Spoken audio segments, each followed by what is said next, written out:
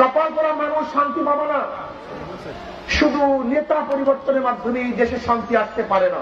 হাজারবার দল পরিবর্তন করবেন, হাজারবার নেতা পরিবর্তন করবেন, শান্তি দেখবেন না। কপালের মধ্যে শান্তি নেই। কপাল পরা মানুষ শান্তি পাবে না। শুধু নেতা পরিবর্তনের মাধ্যমে এই দেশে শান্তি আসতে পারে না।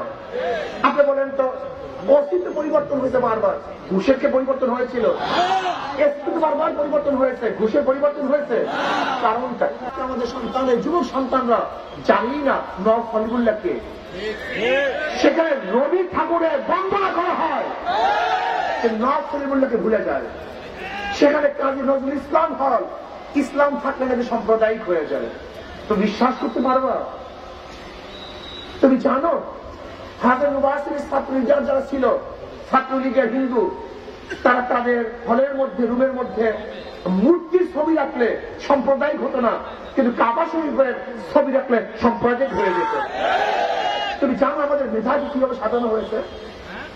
ধুতি পরলে, পরিতা পরলে আমরা তাকে সাম্প্রদায়িক বলতাম না, কিন্তু টুপি পরলে, দাড়ি রাখলে, পাগড়ি পরলে আমরা তাকে সাম্প্রদায়িক বলতাম। তুমি দেখেছো আওয়ামী লীগ কি করেছে?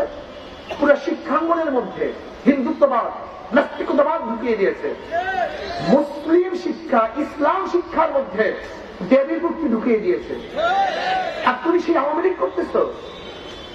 তুমি জানো আওয়ামী লীগের অবস্থা কি, প্ল্যানটা কি ছিল? আওয়ামী লীগের প্ল্যান ছিল আস্তে আস্তে যাতে একটা জাতিকে পুরো পরিবর্তন করার জন্য দুইটা জিনিসের প্রয়োজন, শিক্ষা এবং সংস্কৃতি। শিক্ষা এবং সংস্কৃতি পরিবর্তনের মাধ্যমে একটা খ্রিস্টান জাতিকে মুসলমান বানানো যায়, একটা মুসলমান জাতিকে খ্রিস্টান বানানো যায়, একটা হিন্দু জাতিকে মুসলমান বানানো যায়, একটা মুসলিম জাতিকে হিন্দু বানানো যায়। কয়টা জিনিসের ভিত্তি দেয়? এই বইটা রেখো। কে ফজরের সময় নামাজ পড়তে যায় তাকে ধরো, তাকে জঙ্গি বানায় দাও।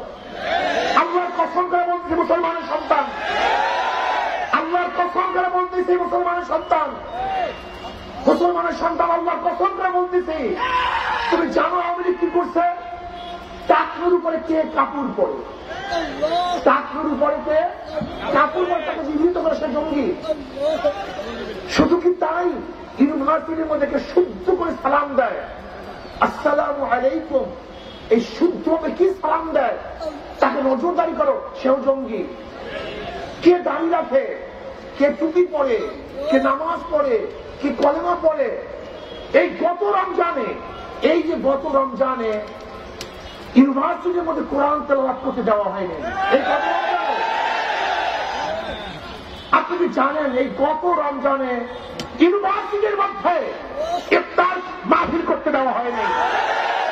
মুসলমানের সন্তান, ঘৃণা লাগে না তোমাদের? লজ্জা লাগে না তোমাদের? ঘৃণা লাগে না তোমাদের?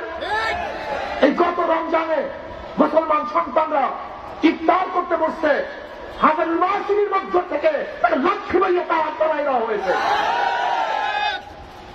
আজকে বোরখা পরে ইউনিভার্সিটি পড়তে পারে না।